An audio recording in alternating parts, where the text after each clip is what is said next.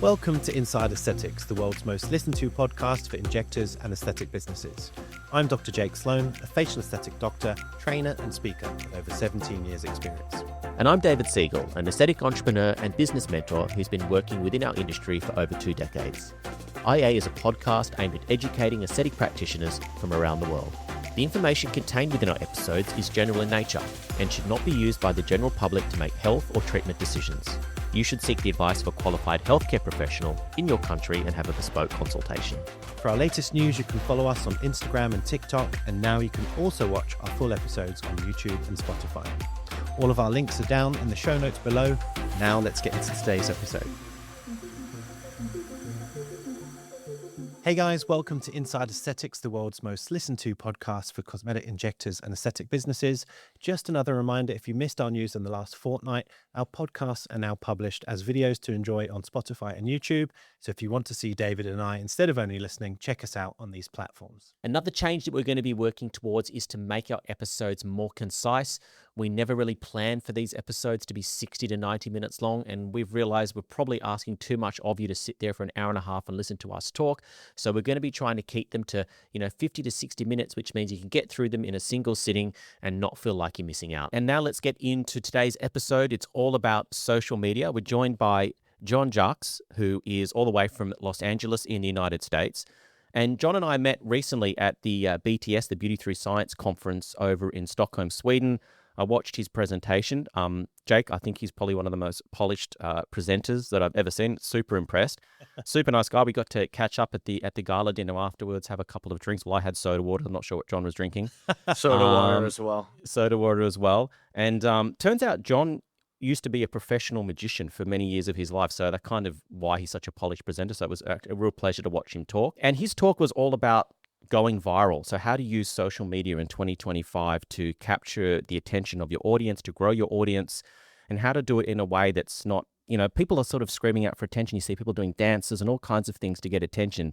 And what Jon made clear to me in that presentation was there's a much better way to do it. There's a strategy involved, and we're going to unpack that today. Awesome. Well, I'm very excited to do this, Jon. And why don't you introduce yourself? That's probably the easiest way of starting.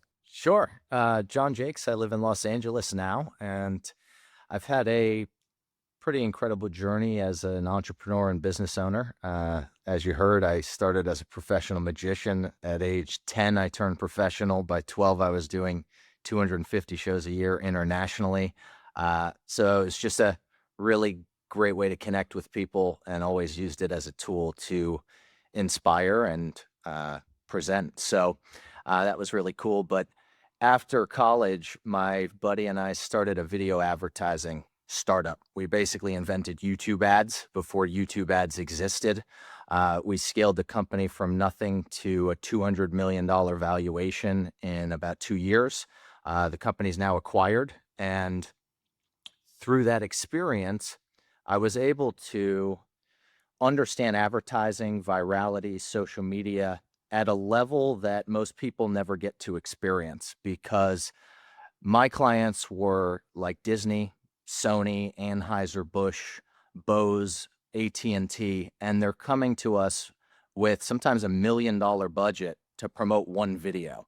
And so I'm looking at data and understanding trends, and I'm able to see these metrics and what's working on probably the biggest scale that you possibly can.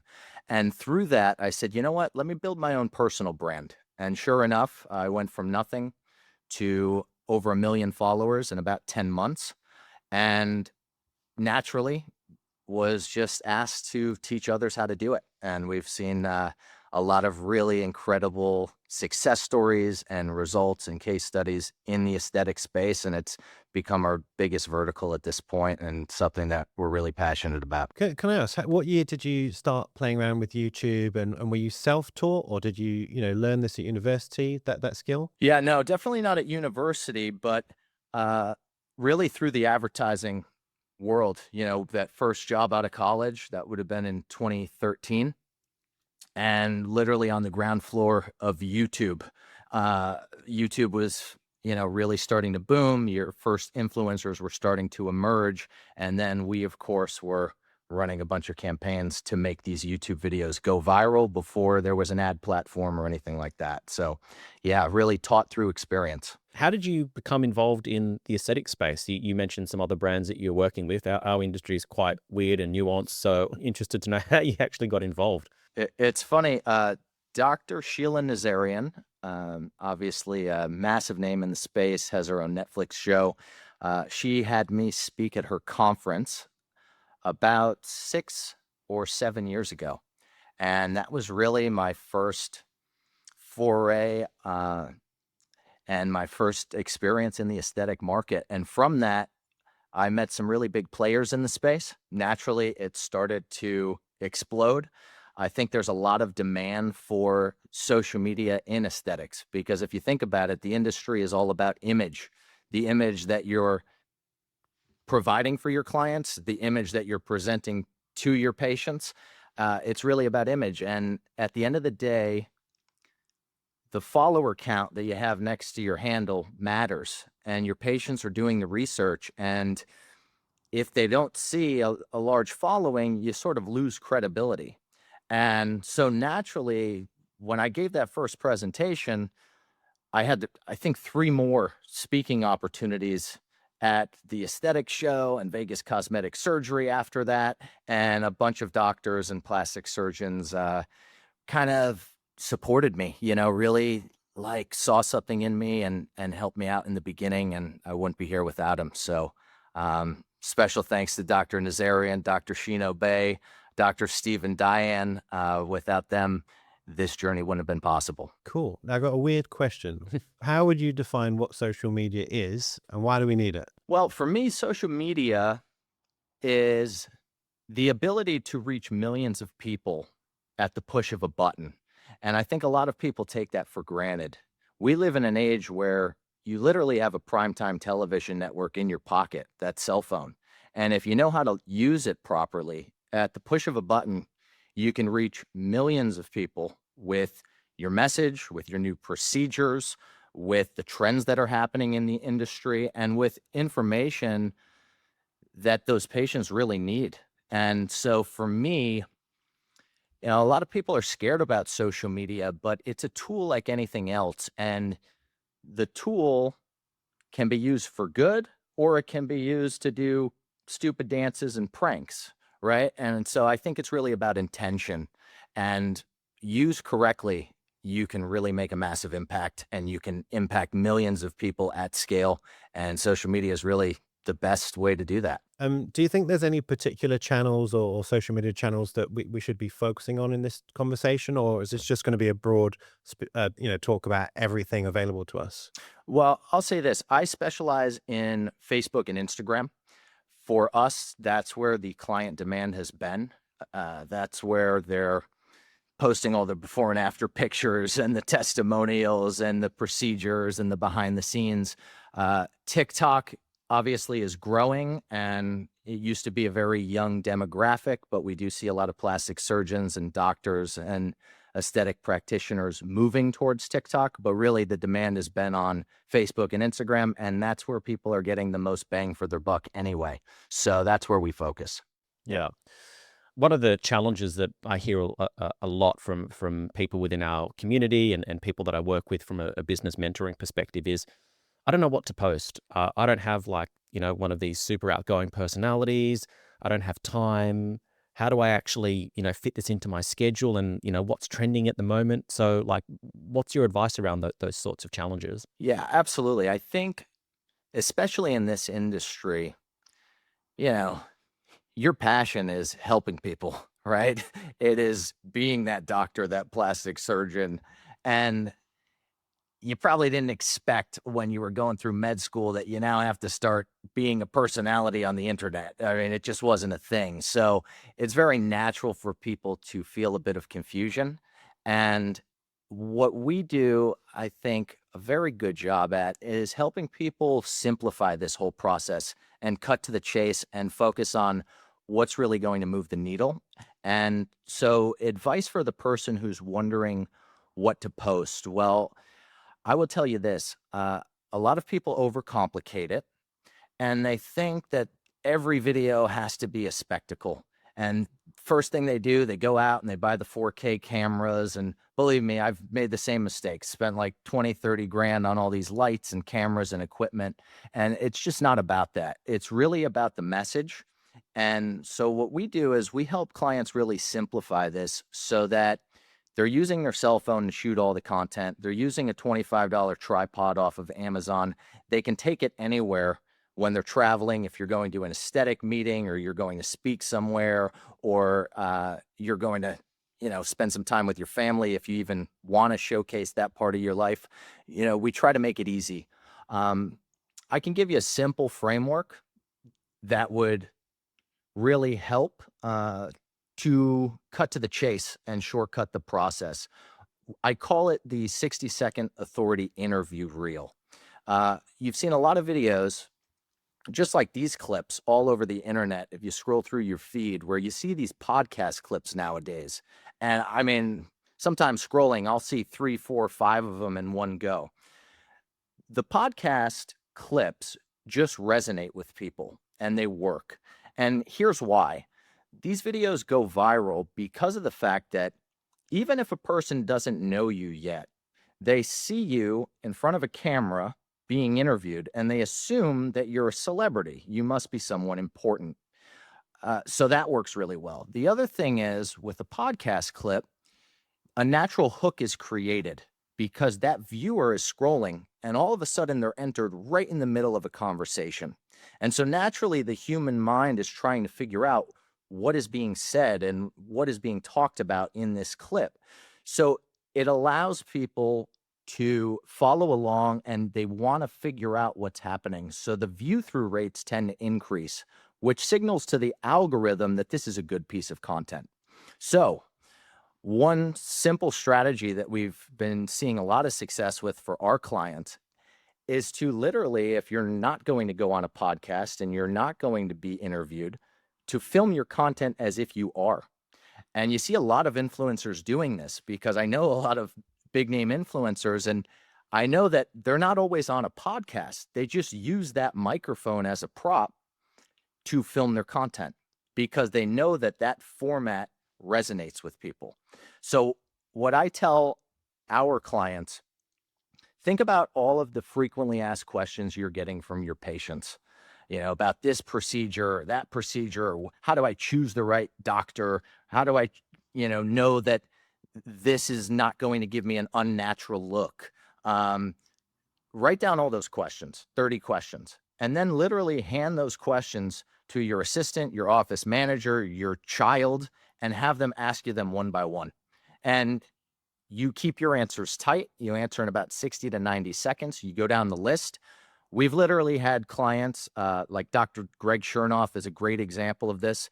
He has 3 practices, triple board certified plastic surgeon, very busy guy. He went through this process. He created 60 reels in like one sitting, just doing it that way. And it just takes all the pressure off, because when you're talking to someone you love or you trust, you're going to speak from the heart. Therefore, you're going to be much better off than the person who's writing these complicated scripts and you're trying to memorize everything. You're just sharing your knowledge and sharing your expertise. And so it makes the content a lot better because that's a format that actually works.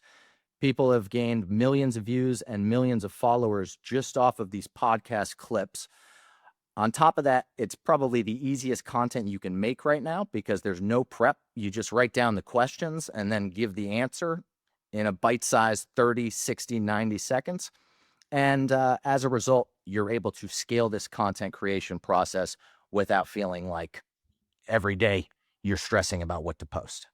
That's really good advice. We had a previous podcast with a digital marketer, Rick O'Neill. Shout out to Rick. He said there's a website called Ask the Public, and you can ask questions that the public are typing into Google. So then you know what questions to answer, and then you can use your trick to answer those questions. Yeah. So for example, you would type in, tell me the questions that are being asked about Botox, and it'll come up with a whole list of the different things that people are asking based on the popularity In of your it. area. In as your well. area. Yeah. Yeah. So then, I guess, that's not that we'll get to at some point, John, is, making sure going viral is one thing, but going viral with the right people that are actually going to become your patients or your customers is kind of another thing as well, because people kind of just want the numbers without actually going, well, how does this convert to dollars in my bank account, or how's this going to get more people in my clinic? Yeah. No point having 1 million followers in Latvia if you're in Sydney, for example.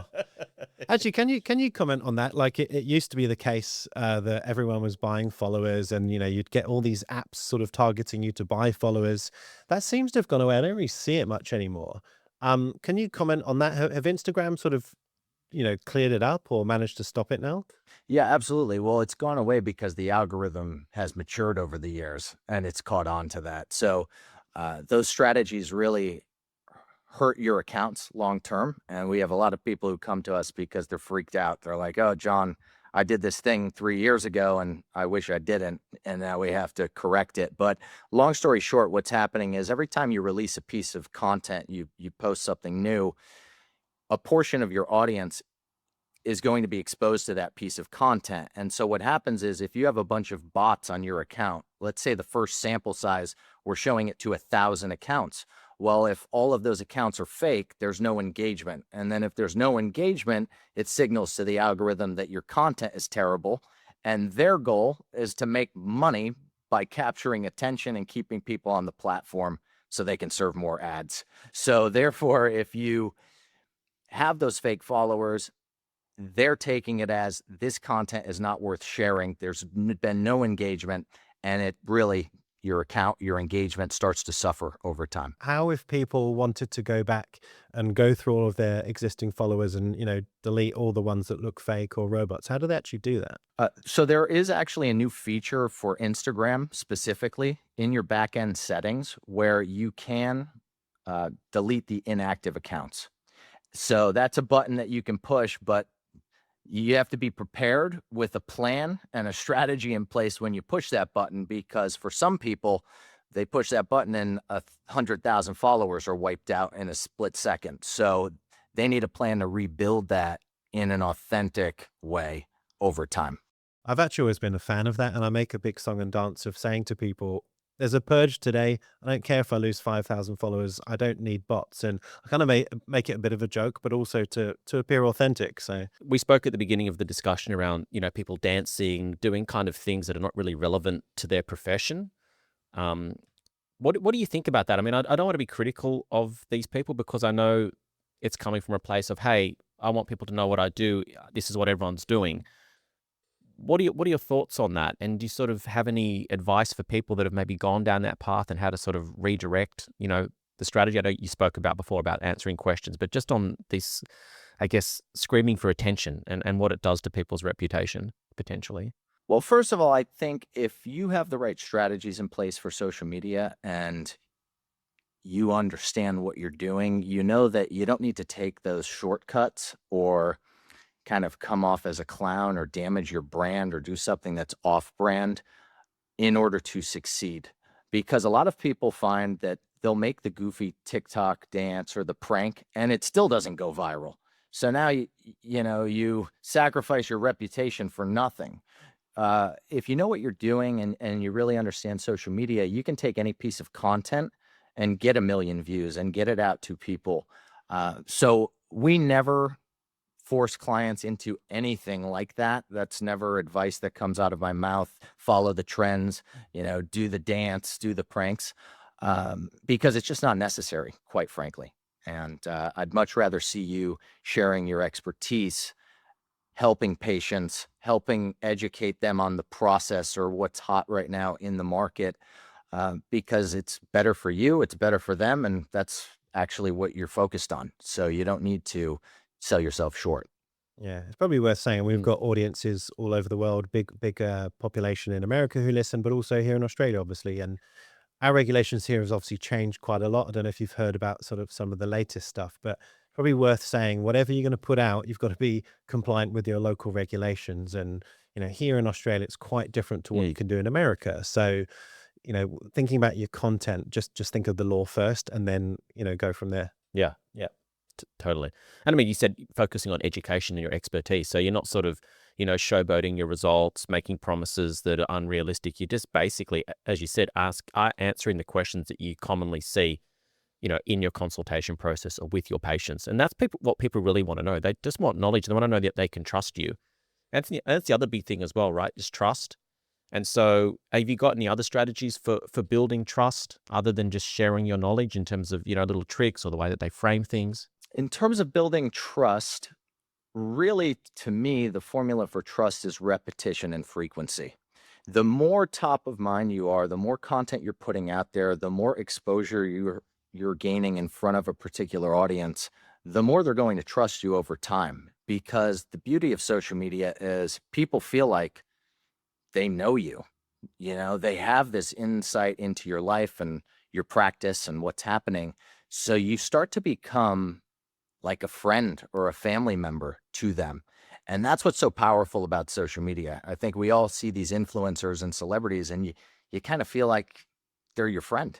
So really doing more of it and staying top of mind, it allows you to really tap into your patients at will, where you don't have to write a complicated email to send out to the patient database, and you don't have to do anything special. You're just putting out this content and you're always present. You're always top of mind. So I always like to consider, we would call it a client avatar or a patient avatar. Like, consider who you're serving. Who are your patients? Are they predominantly male or female? Are they 40, plus? Or are they 20 to 30 years old? And then shape your content around the questions that they have, the answers that they need, the desires, the procedures they're asking about, the results that they're hoping for. And when you kind of deliver that on a platter and you're giving them what they need, it's hard not to be successful with that. I'm sure you'd agree with this, but the other thing I would add to that is be as authentic as possible. So don't try and cater to everyone. Like you said, work out who you're talking to. And it's okay to not be perfect. Just admit, when things don't go right, or showcase what's going on behind the scenes, and maybe sort of take the piss out of yourself sometimes. Like, just be real. And then I think people gravitate to that as being, okay, well, he's not trying to be perfect. That's just who he is. And you kind of find your tribe that way. Do you agree with that? Absolutely. And I think not only that, if you have DR period in front of your name, people naturally put you on a pedestal. So when you show that you're real and that you're a normal person, there's a connection and a bond that's formed that's unlike anything else. And consumers, viewers, users on social media have gotten savvy over time. They can really see through the BS and they crave authenticity. And that's another reason for using your cell phone and a simple tripod selfie, tripod, and that's it, because it's the real deal. It's not super polished. I've seen a lot of people spend $15,000 on a video production company and the content performs terribly because it's too overdone, it's too fake, it's too stiff, and it just doesn't work for social media. Something that you touched on in your last answer was, people getting to know you and wanting to feel a connection. And so my question to that is, how much of your personal life do you recommend people sharing? Like, what they're eating for breakfast, when they're going on holidays, what their kids are doing. I mean, where do you draw the line between, being professional, catering to what your patients/customers want to know from an educational perspective versus, sharing your personal life? Because I kind of can't find that balance either, personally. Quite frankly, the answer is you don't have to share any of it.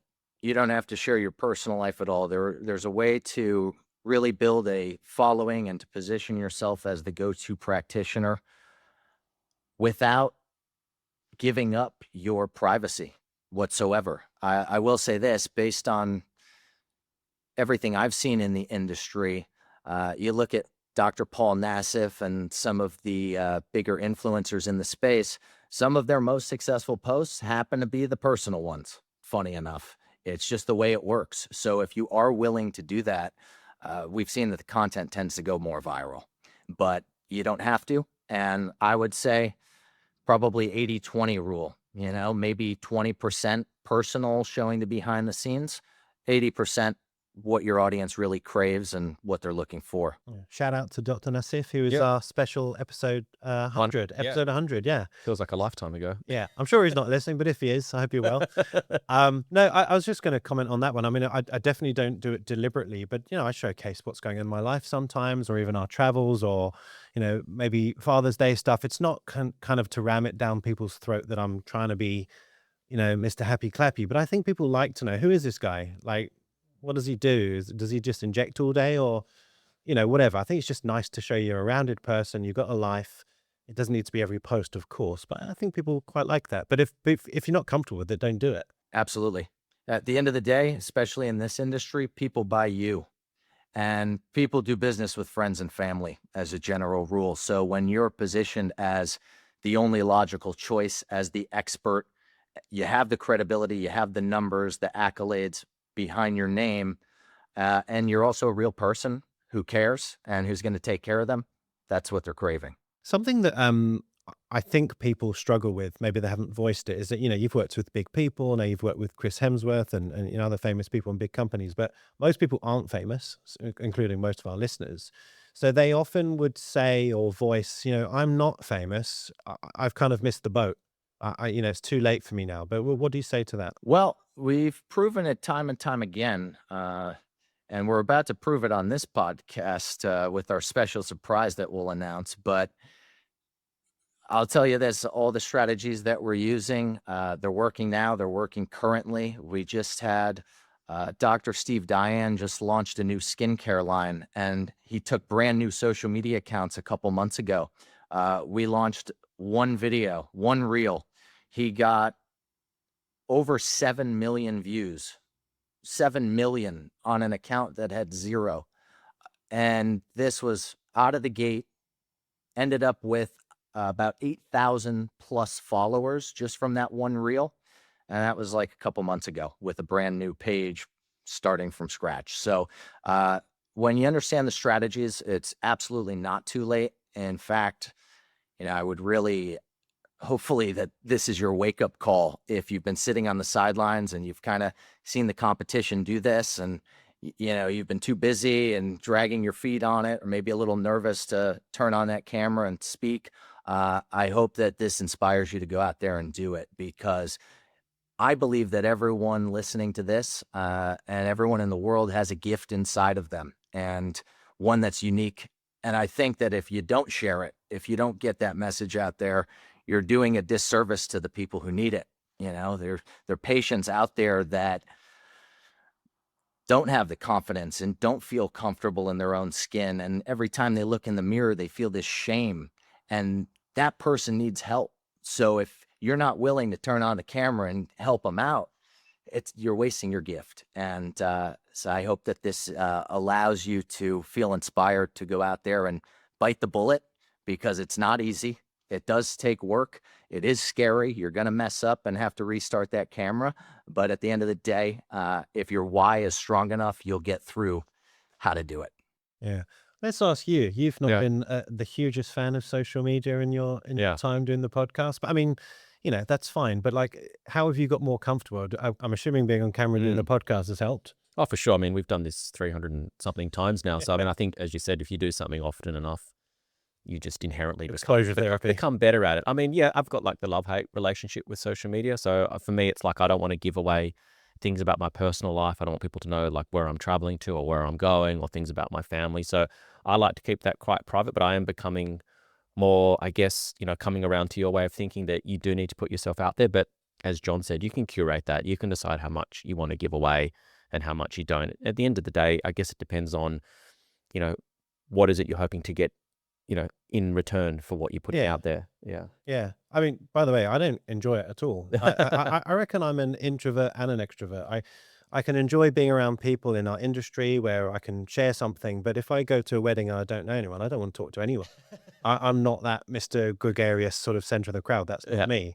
So going on camera talking to, like John said, billions of people, and you don't really know how it's landing, that's kind of weird. It is a weird skill. And you've kind of got to just back yourself, like you said, John, that, if I don't do this, I'm missing out on free advertising. That's how I see it anyway. But yeah, any tips to make people kind of just, get up and try it? Yeah, absolutely. I think most people put too much pressure in the early stages of this journey. If you're just starting the journey, it's like every little detail matters.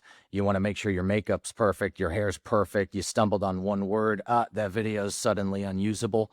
Uh, but you got to understand, no one's watching in the early days. So that's actually the time to go out and test things and try the authentic video and try one sitting by the pool and see how that works. So that's the time to play around and have fun. And just know that you press record, well, it doesn't mean you have to post it. There's a little delete button right there too. So you can always just scrap it and start over. But one thing that I would say really helps our clients get in a rhythm is a lesson that I learned from Jay Shetty, obviously a massive motivational influencer, #1 health podcast in the world. And when I worked with Jay Shetty, we were scheduled to do a collaboration together, and we were supposed to film a couple videos. Well, I thought we were going to film like one day and then we're going to meet up again the second day to film the next video. And Jay's like, no, John, we're just going to meet at the park and we're going to get them both done at once. And I didn't film my content like that. And I think a lot of people struggle with social media because they're filming their content in real time. They're making the mistake I was making, where you film one video, you post it, and then the next day you have to wake up and figure out what to film again. You're always in this cycle of playing catch up, and it starts to take over your life. So if you've been feeling like social media is a full-time job, I would do what Jay Shetty taught me. It's called batching content. What happens is you don't just film one video at a time. You start to film 30 videos in one sitting or one day, and you pick a day where you feel good. You feel energized, you feel well rested, you feel excited. And as a result, you're going to start to get in this rhythm where the first video, okay, you might have to delete that one a couple times. But then by video 20 or 30, you're just blasting out the content. And so that's a great way. Batching content, #1, makes you more comfortable. It gets you into this rhythm. Pretty soon, you're like Henry Ford's factory. It's like an assembly line, right? It's like, okay, you're filming all the content now. Well, guess what? Now that content goes to the editors. So we help people in our programs get their own in-house editor or part-time editor to chop up all their content. Now you have a month, 2 months, 3 months worth of content all stockpiled and ready to go. And then you start posting. So it takes so much pressure off doing things that way. It's so huge when we show clients this for the first time because they're constantly starting and stopping. And it's a lot of frustration and it's this grueling cycle. Versus if you look at any big influencer, any big time celebrity, what you don't know is most of their content is planned 3 to 4 months in advance. The posts you're seeing on their feed today were posts that were filmed months ago, and they're always ahead of the game. You know, they're able to put the phone down for 2, 3, 4 months at a time, and their social media content is still pouring out as if they never went anywhere because they have the right systems in place and the right strategies to do that. So batching content is a great one, and it also helps with that confidence on camera as well. That's something we've just That woken up really to. resonated with me. Yeah, we're recording with you today. We recorded some stuff before you came on. We're going to do some stuff afterwards. We dedicate a day to it.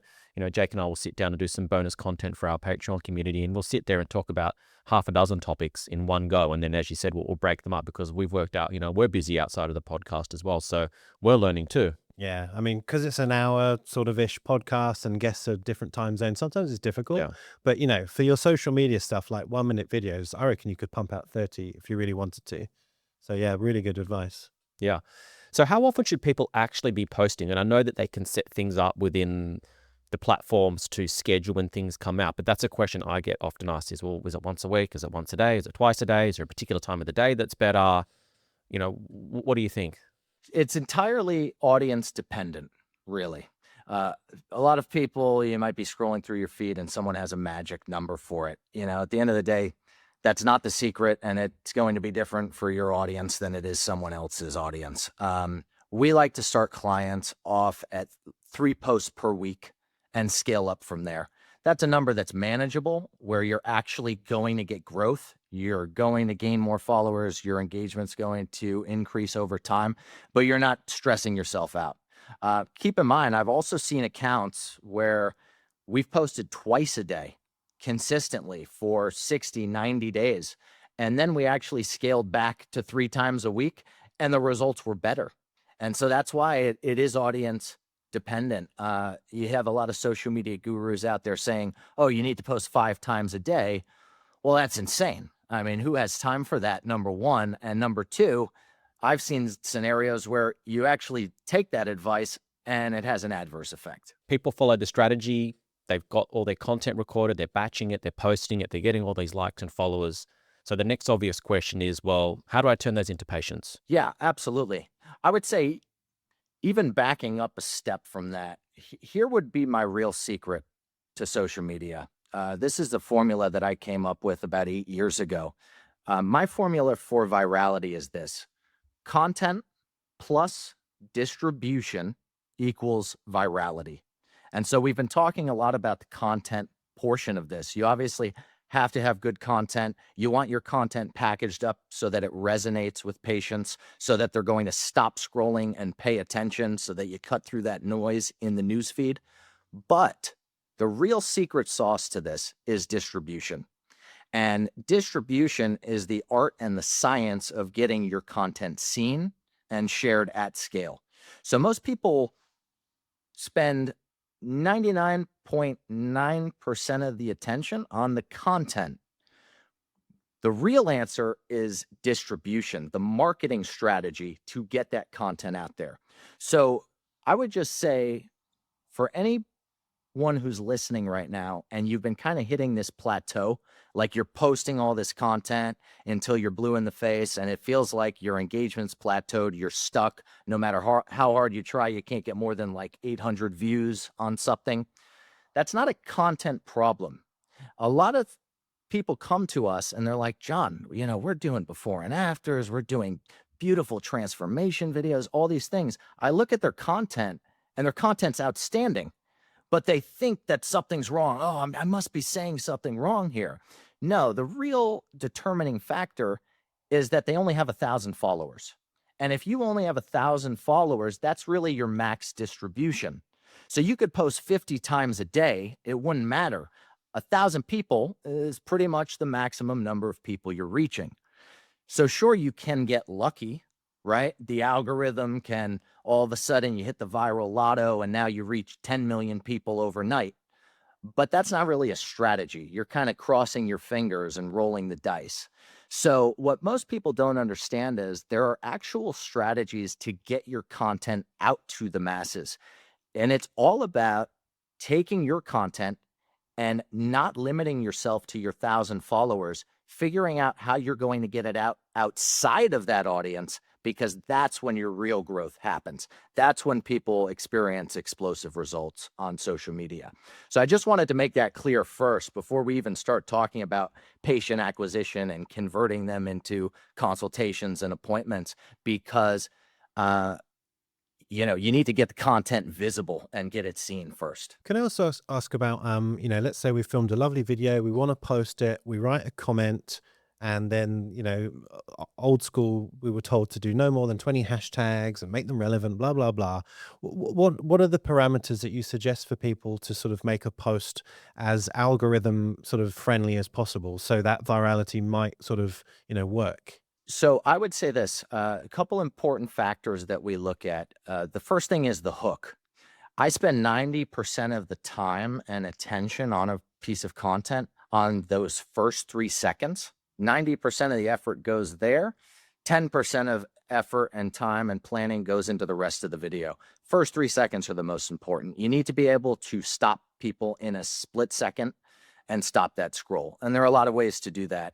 I think I came up with several dozen hooks at this point, ranging from a powerful question that you're going to ask, to a moment of excitement and a reaction, to a prop or a sound effect. I mean, a lot of different hooks that you can use. The next thing is obviously a prop. I tell people all the time, props equals profits. And when you have a prop, what you're doing is you're keeping that viewer on the edge of their seats and you're keeping them engaged. They're trying to figure out what's going to happen. And what that does is it increases your view through rate. And when you're keeping people's attention on the social media platforms, that instantly signals to the algorithm that this is a good piece of content.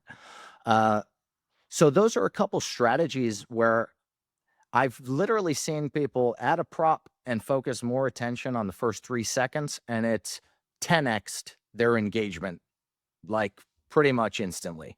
So very simple and easy to do.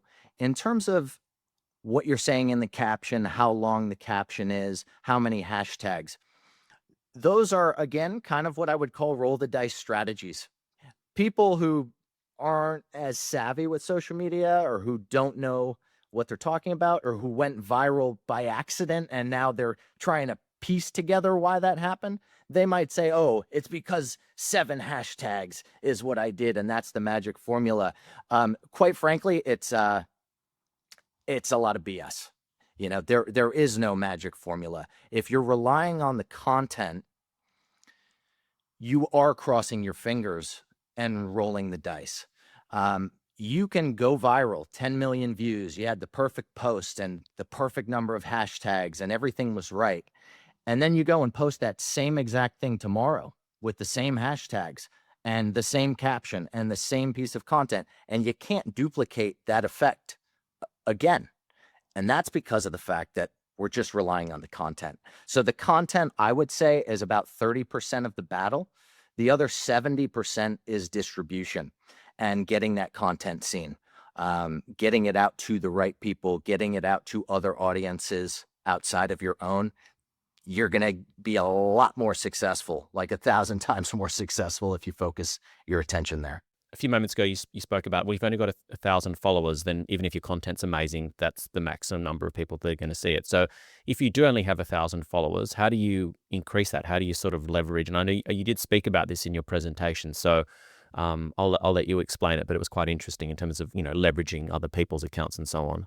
Yeah, absolutely. I mean, I think a simple strategy just to help everyone wrap their head around this concept of distribution, simplest strategy I can give is a collaboration, right? If, let's say, you had an influencer with 1 million followers come into your practice, and now all of a sudden you did this beautiful makeover package for them and this procedure and the chemical peel and this and that. And now they're filming with you and they're documenting this journey. Well, when it comes time to post, who's going to get more views? Them with hundreds of thousands or millions of followers, or you with 1,000? Obviously, they will. Now, is there anything special about the content? Not necessarily. You can film with the same cell phone in the same office and say the same kind of thing. The only difference is the number of potential people we're exposing this content to is what changed. And I'm telling you, it's kind of counterintuitive. Most people, it takes them a minute to wrap their head around it. But I have like 67 different distribution strategies like that, where you're actually getting your content in the right hands. And that's what advertising is. People say advertising is about reaching the right person with the right ad at the right time. And that's what we're talking about here with social media, reaching that right prospective patient with the right piece of content at the right time. When you know how to do that at scale, the sky is the limit, pretty much. Yeah, we've got to be careful about stuff like that in Australia again. We're not allowed Yeah. overt testimonials, especially for, S4 drug type treatments, but, skin, Yeah, you look can. into the rules. I think, yeah, as you said, like in Australia, we have to be careful, but you can do things around education, the experience. You don't have to actually be, that Overt. explicit. Yeah, Yeah, exactly, with what it is that you're actually doing. Yeah, 100%. Now, you kind of mentioned time and batch cooking, but like for a busy practitioner sort of working in a clinic and, they're trying to juggle a million things, especially business owners, that's kind of the biggest thing. Do you recommend this is sort of diarized? Like it's actually in the diary? Look, Monday morning, we're going to do our social media. And do you also recommend that people work with social media companies, or can this all be done, in-house on their own? Yeah, it's a great question. So I definitely think this is something that should be scheduled, and you have to really make that commitment. Otherwise, it's easy to kick the can down the road. We put our clients in a position where they film one time, one day or one weekend, and they have enough content for 3 or 4 months, and then they never have to touch a camera again. So when you're doing it right, you schedule that in pretty much once a quarter, and you come prepared, you're well rested, you're excited about the new insights that you want to share, and you get it done. And it makes it a lot easier. In terms of working with a company, I will say this. We used to run an agency where people invest $100,000 minimum to work with us, and we do everything for them. I think if you're going to go the agency route, you really have to know who you're dealing with, because of the fact that you're going to be so busy. So many clients come to us and they're like, John, we've spent hundreds of thousands on agencies. We have no idea what they're doing, if it's actually working. You're never going to check if everything is done for you. We actually have since kind of filled a new need where we have a coaching program now called Influencer Accelerator, where I actually train either the doctor themselves or their in-house staff on how to do everything in-house, so they don't have to spend $10,000 or $20,000 a month on an agency, and they actually know what's going on and can control the quality of what they're putting out there. And that's actually taken, like, I don't know, it's caught on like wildfire. We have like just a ton of doctors in the program who literally give up like their time because they want to be on those calls and they want to understand what's happening. So we put them in a position where they can do it all in-house. And I think that's the best way to do it. If you want it done right, you got to keep an eye on it, and you can't just throw money at an agency and hope that they are going to take it as seriously as you are. Hope is not a strategy. How many times have I heard you say that? I know, but it's so true. Do you have any hacks or suggestions for AI that people can use? Because I mean, we use like things like Opus Clip and Descript and things like that. So it is allowing people to be able to do things that they would have, normally had to, outsource to other companies. So can you got any more advice on what to use and how to integrate it? Yeah, we use it in a number of ways. I think there's a built-in tool that we use for scheduling posts called later.com. They have an AI feature that will help with the post caption part of it. There are times where we use it, times when we don't. Definitely writing your post captions. You can probably use AI for a lot of that to save time. I think in the concept phase of what am I going to post, what am I going to say, coming up with, if you're going to use the authority interview question strategy, like coming up with that endless list of questions, AI is great for that. AI can also give you the bullet points for how to answer that question and kind of feed the script into your mouth on a lot of that content.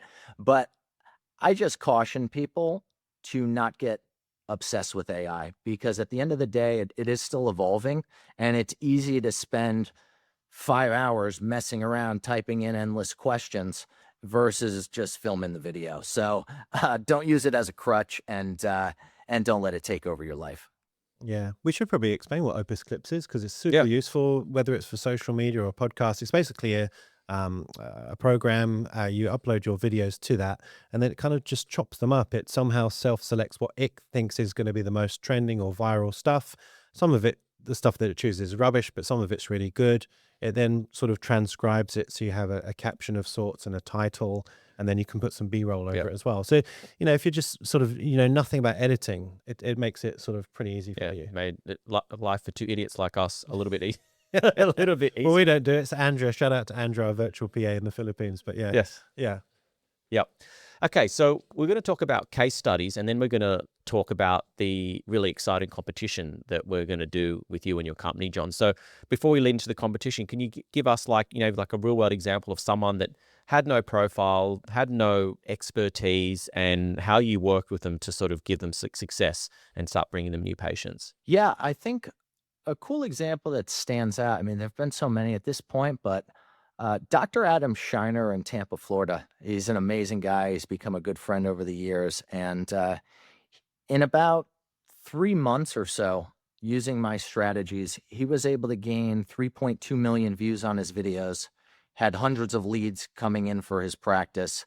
He actually went so viral, and the news caught wind of it. He ended up being interviewed on his local news in Tampa, Florida. So that was huge. And that also helps for more visibility, more credibility. You use that clip on your website. You can use it in ads. You can leverage that in a bunch of ways to convert more patients. And then on top of that, his first week out of the gate, turning on ads to actually convert patients. He booked two $10,000 treatments out of the gate with like a couple $100 in ad spend.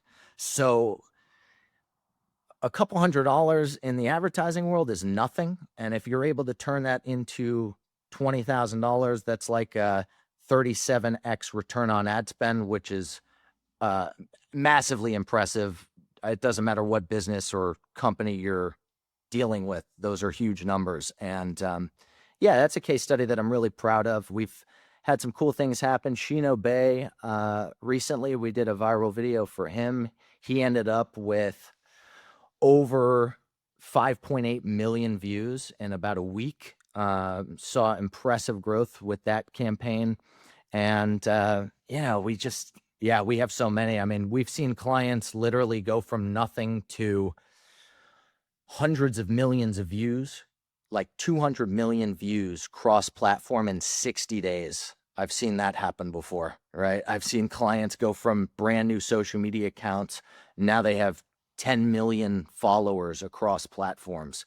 So a lot of really amazing case studies. But at the end of the day, I think the world we're living in, best known beats best. I tell people all the time, you can have the best practice, you can have the best techniques, the best procedures, the best offerings, but if no one knows you, they can't do business with you.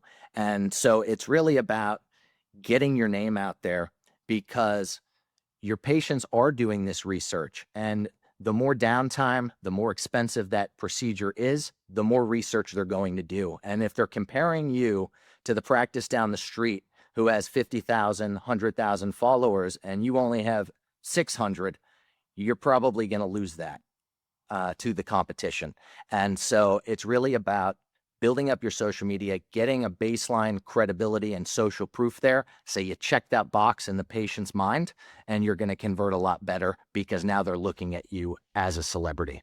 Can you put some meat on the bones about the ads? We're talking about Instagram specifically, or also Google ads? Is it a whole campaign, or is it just on Instagram? Yeah, Facebook and Instagram ads. It's the same ad platform because Meta owns both. So yeah, Facebook and Instagram ads in that case. Okay, so if you've got a really cool video of Shino doing his thing, whatever, and then what do you do in the background? Like, you obviously have to have is it a Facebook ad manager sort of an account so you can sort of put money in there? Yeah, plain and simple. It's a Facebook ads manager account if you're going to run ads. Content and ads, two different sides of the coin. So your content is designed to deliver value to people. You don't want to be salesy. You don't want to say, call our office at the end of the content. You use your content tastefully just to add value and just to give. Your ads are what do the heavy lifting and what do the converting. And that's when you do want a call to action at the end. Now, the cool thing about ads is when you're running ads through Ads Manager, these aren't posts that appear on your feed. These are invisible ads that are reaching the exact right target audience that you select. So there are two campaigns in Ads Manager when it's time to convert and you want to book appointments and consultations, or even sell your skincare line, or if there is the ability to buy a consultation outright on your website. Two campaigns you should care about. Number one is a leads campaign. The other one is a sales campaign. If you're trying to convert and you want to be able to make money and drive patients, those are the ones that matter. The rest, the engagement campaign, the awareness campaign, that's going to be a waste of time for this. What you want are people that go to your website, fill out a form, book an appointment, or buy something if you have something to sell that they can buy outright. And those campaigns are designed to do that. Great. Excellent. Right. Now, without further ado, let's discuss the amazing competition that we're going to be doing in collaboration with you, Jon, and your company, Viral Secrets. I know you're so confident of your strategies and how you can help anyone, even if they're someone with zero social media presence, and making them go viral. So explain what we're going to be doing for one lucky winner of our competition. Yeah, absolutely. So what we're going to do is a $15,000 viral giveaway. Essentially, for us to actually run a campaign for your practice, it's $15,000 minimum at this point for us to put together a campaign. And I thought it'd be really cool, especially because this is a podcast, to make this tangible by making one of you go viral. So literally, we are going to pick someone who's listening to this right now, and we're going to orchestrate a campaign. I'll meet with you live on Zoom. I'm going to prep you. We're going to figure out your message and what you want to say. You'll then go out and film it. You'll send us the footage real quick. My team will edit the entire video and chop it up and make it look beautiful. And then we'll post it. And that's when you'll get to experience my distribution strategies as we actually make your video go viral. And then we're going to come back for, I believe, a second podcast interview, guys, where we'll share the results and talk about what happened. That's very cool. Yeah, very, very exciting. Proof's in the pudding, right? So what do people need to do to enter, John? Yeah, very simple. So for everyone, you'll go to viralsecrets.com. So viralsecrets.com/IA for Inside Aesthetics. And you'll book a call with our team. And so through that, if you're genuinely interested in social media, you want to grow your following, my team can talk to you about where you're at right now, what you're trying to do, what your challenges are, and see if we might be able to help you out in some way. And just for doing that, you jump on the phone with my team. Everyone's going to have that opportunity to get the free consult, and we're going to pick someone as our viral winner and actually make you go viral. You don't have to do business with us in order to win, and we're just going to make it pretty simple. Amazing. So obviously that link will be at the bottom of our show notes. So you don't have to remember it if you're driving your car. It'll be there when you park. This competition will be ending November the 7th. Right. So you've got about 3 or 4 weeks to enter, guys. But, really take the opportunity. Like, if you don't know anything about social media, you've just been really struggling. This is your opportunity, I would say. Awesome. So why the hell aren't we doing this? Oh, well, we're going to. Can I apply, John? Can I do it as well? This is super exciting. As I said, it's a question that comes up time and time again. How do I get more traction on social media? So as John said, listen to this episode, enter the competition.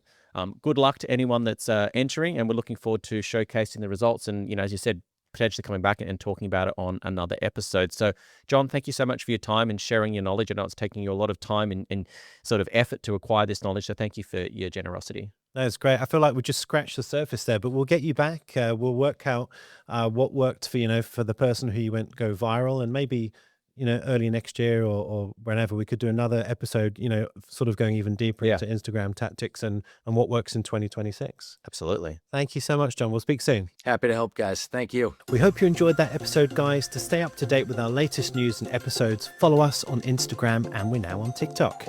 You can also now watch our full video episodes on YouTube and Spotify.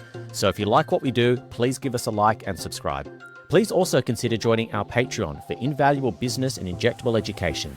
Get access to our global community of like-minded professionals, hints and tips videos, bonus podcast content, and more. All of our social links, Patreon, and contact information are in the show notes below, and we'll see you in the next episode.